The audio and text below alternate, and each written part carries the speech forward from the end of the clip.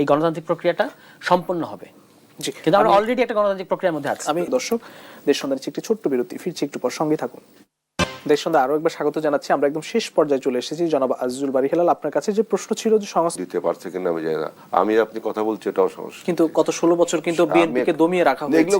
এগুলো আমি বলি আগে কথা বলে, তবে রাজনীতির সংস্কৃতির পরিবর্তন হবে, এটাই বাস্তবতা। এখানে যারাই রাজনীতি সব যে কোনো সংস্কৃতির পরিবর্তন হবে, সংস্কৃতি পরিবর্তনশীল একটা বিষয়।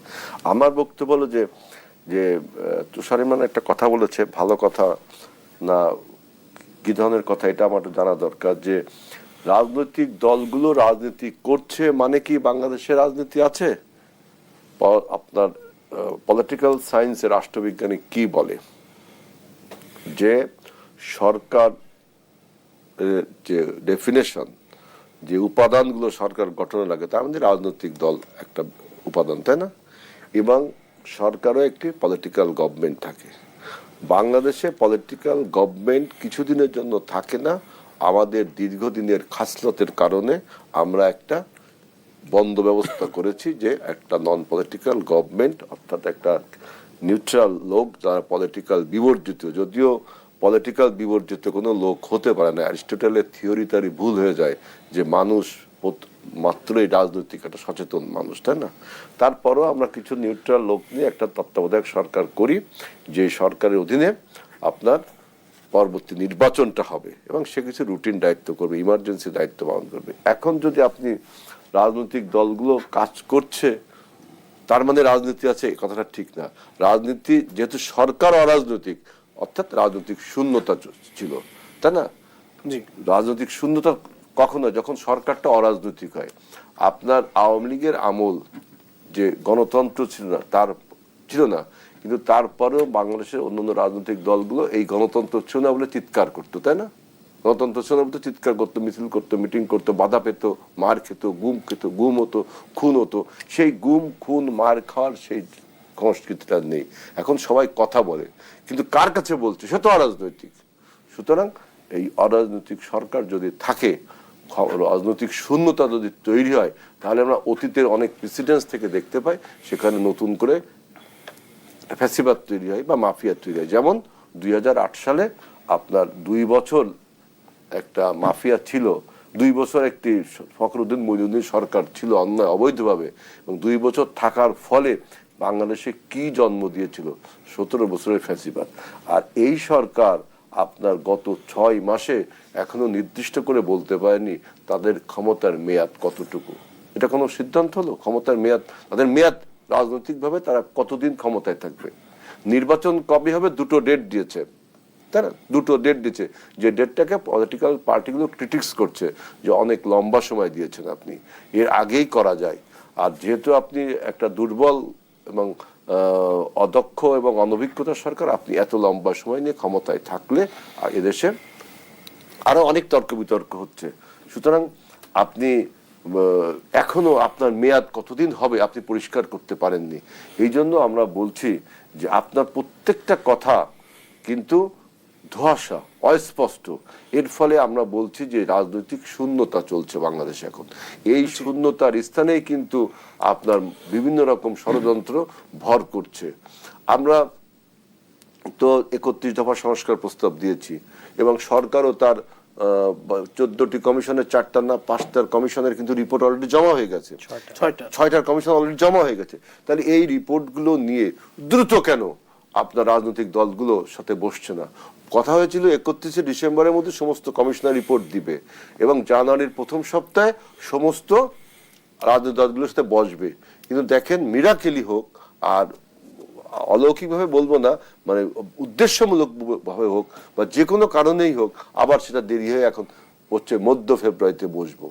তো এই যে আপনি তো কোনো জায়গায় স্থির থাকতে পারছেন না আপনার সিদ্ধান্ত। আপনার 6টা সংস্কার কমিশন প্রস্তাব তো দিয়েছে, আমরা 31টা, আমরা মানে আমাদের সমস্ত রাজনৈতিক দল মিলেই দিয়েছি। এইগুলো নিয়ে খুব দ্রুত যদি কোন জায়গায় সংস্কার করে, মানে সিস্টেম চেঞ্জ করে নির্বাচন কমিশনকে স্ট্রেনদেন করে নির্বাচনটা দিতে হতে পারে। নির্বাচন দিতে কি লাগে? কারণ ভোটার লিস্ট হালনাগাদ করা আর ডিলিমিটেশনের একটা সমস্যা, তাই না? এই আপনার আসন ভিত্তিক যে সমস্যাটা রয়েছে, আর ভোটার লিস্ট হালনাগাদ তো হয়েই গেছে। আমি দেখলাম পুরো সারা ইউনিয়নে কাজ চলছে, আর হয়তো 15 দিনের মধ্যে আপনার হয়েই যাবে। প্রথমত সরকার বলছে যে ভোটার লিস্ট হালনাগাদ করতে নাকি 1.5 বছর লাগে, তো 15 দিনও লাগলো না, এই তো কাজ তো হয়েই গেছে। যে এখন তাহলে, এবং নির্বাচন কমিশন বলছে যে আমি ready to hold a national election. সুতরাং আপনি এখনো বিভিন্ন বাইনারি তুলছেন কেন? সরকার কেন এখনো রাজনৈতিক দলগুলোর সাথে এই সংস্কার বা যা কিছু করবেন যে তর্ক বিতর্কটা তুলছেন, এর ফলে কি হচ্ছে? ফ্যাসিবাদের সমস্ত অপকর্ম ঢেকে যাচ্ছে এবং ফ্যাসিবাদ বিভিন্ন বয়ান তৈরি করছে। সে বয়ানের ফলে আপনার এই ফ্যাসিবাদের প্রতিচিহ্ন মুছে ফেলা অনেক কিছু কে অনেকভাবে মানুষ সংজ্ঞায়িত করছে, অনেকভাবে সিম্প্যাথি গ্রো করার চেষ্টা করছে এই পরাজিত ফ্যাসিবাদ সরকারের এই অদক্ষতার ফলে, এই অনভিজ্ঞতার ফলে। সুতরাং আপনি কোন কোন জায়গায় সংস্কার করবেন, কি করবেন, সব প্রস্তাব জমা দেওয়া আছে, আপনি তারপরও কেন দেরি করছেন?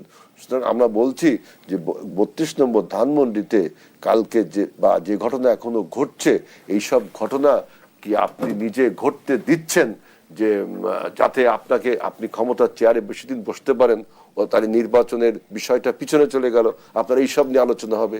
নাকি আপনি এটা নিয়ন্ত্রণ করতে পারছেন না, নাকি আপনি এদের বিচার করলেন না, বা আপনি এদের বিরুদ্ধে কোনো ব্যবস্থা নিলেন না?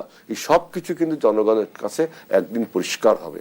এই জন্য আমরা বলছি, শেষ কথা কি বলবেন? আমাদের শেষ কথা হলো যে এই সমস্ত বাইনারি না তুলে, নির্বাচনের মুখোমুখি কোনো কিছু দাঁড় না করিয়ে, গণতন্ত্রের মুখোমুখি কিছু না দাঁড় করিয়ে, আমি তো বলছি যে বৈষম্য বিরোধী আন্দোলন হয়েছিল কারণ দেশে বৈষম্য ছিল। বৈষম্য কেন ছিল? গণতন্ত্র ছিল না। সেই গণতন্ত্রের পথে উত্তরণের জন্য আপনাকে অতি বিলম্বে ও অনতি বিলম্বে রাজনৈতিক দলগুলোর সাথে আলোচনা করে নির্বাচনের পথে হাঁটতে হবে। জি, ধন্যবাদ। সংস্কৃতির পরিবর্তন কতটা আমরা দেখতে পারবো আগামীতে? হ্যাঁ, পলিটিক্যাল কালচারের চেঞ্জ হতে হবে এবং রাজনৈতিক দলগুলোর কাউন্সিল নিয়মিত হতে হবে, দলের মধ্যে গণতন্ত্র থাকতে হবে। আমরা একটা গণতান্ত্রিক রাষ্ট্র চাচ্ছি, কিন্তু রাজনৈতিক দলগুলোর মধ্যে গণতন্ত্রের চর্চা নাই, তাহলে কিভাবে আমরা গণতান্ত্রিক রাষ্ট্র পাবো? আর একটা দলীয় সরকার ক্ষমতায় থাকলেই রাজনৈতিক মানে আবহ থাকে, আদারওয়াইজ থাকে না, এটা ঠিক না। বরং আপনার দেখতে হবে যে মাঠে রাজনীতি আছে কি। আমি দেখতে পাচ্ছি যে মাঠে অন্য যে কোনো সময় তুলনায় রাজনীতি আছে।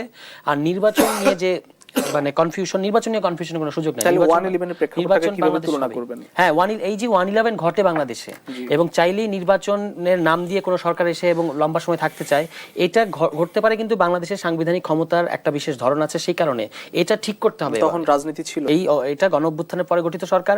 আমরা বারবার বলেছি হ্যাঁ, এটা অনেক দুর্বল সরকার, কোনো সন্দেহ নাই, কিন্তু দুর্বল তো হবেই। আপনার সমাজে এই অভ্যুত্থান হওয়ার 5 মাস আগে গণ অভ্যুত্থান শব্দ উচ্চারণ করা যেত না, করলে মানুষ সন্দেহ করতো যে এই মনে নির্বাচন বানচাল করতে চায়। সুতরাং সেই দেশে এরকম দুর্বল সরকারই হবে, আমাদের এটা মেনে নিতে হবে। কিন্তু যেটা কাজ, এই টাস্কগুলো সম্পন্ন হচ্ছে কিনা এটা দেখতে হবে। আমি দেখতে পাচ্ছি যে সরকারের দিক থেকে কোনো ধোঁয়াশা নাই। সরকার বলছে চার্টার করছি, রাজনৈতিক দলগুলোর সাথে বসছি, এবং তারা বসবে, এবং এই ডিসেম্বরে কিংবা, এবং এটা ইসিও বলেছে, নির্বাচন কমিশনও বলেছে। আচ্ছা, 15 দিনের মধ্যে ভাই যেটা বললেন যে আমি একটু দ্বিমত করতে চাই বিনয়ের সাথে, স্থানীয় সরকার নির্বাচন দিয়ে প্রমাণ করা উচিত যে তারা প্রস্তুত হয়েছে, তারপর আপনি জাতীয় নির্বাচন তো হবেই, ওই ডেডলাইনের মধ্যেই হবে। কিন্তু আগে আপনি পাইলটিং ভিত্তিতে 2-3টা জায়গায় স্থানীয় সরকার নির্বাচন দেন, আমরাও দেখি যে আসলে এই কতটুকু সক্ষমতা। অনেক রাজনৈতিক দল কিন্তু স্থানীয় সরকার নির্বাচন চাচ্ছে না। সরকার নির্বাচন কিন্তু তারা অনুষ্ঠিত করে। হ্যাঁ, মানে সরকারেরই উচিত।